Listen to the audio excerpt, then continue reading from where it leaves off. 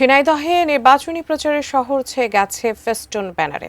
শহরে বইছে নির্বাচনের হাওয়া। ভোটাররা নতুন কিছু দেখার অপেক্ষায়। নির্বাচনী প্রচারণার শেষ মুহূর্তের খবর জানাতে ঝিনাইদহ 2 আসনের কেসি কলেজের সামনে থেকে এই মুহূর্তে সরাসরি যুক্ত হচ্ছেন প্রতিনিধি ইমন হাসান। ইমন হাসান, জানাবেন যে ঝিনাইদহে নির্বাচনী উত্তাপ কেমন দেখছেন? সেখানে পোস্টার ব্যানারে মোটামুটি ছেয়ে গেছে, এমনটাই আমরা শুনছি।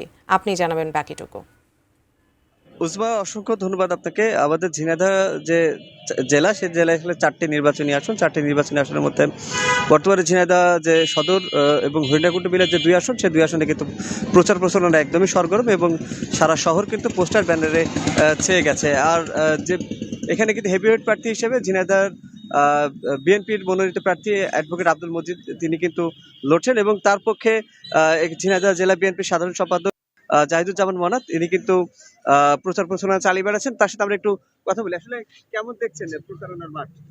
প্রচারণায় আমরা গ্রামগঞ্জ থেকে শুরু করে পাড়া মহল্লায় এবং বাড়ি বাড়ি গেছি, তাতে ঝিনাইদহে ধানের শীষের একটা নতুন করে ফ্লো উঠছে, গণজোয়ার সৃষ্টি হয়েছে। ইনশাল্লাহ 12 তারিখে একটা বিপুল ভোটের মাধ্যমে বিজয় হয়ে সংসদে যাবে আমাদের ক্যান্ডিডেট এম এ মজিদ।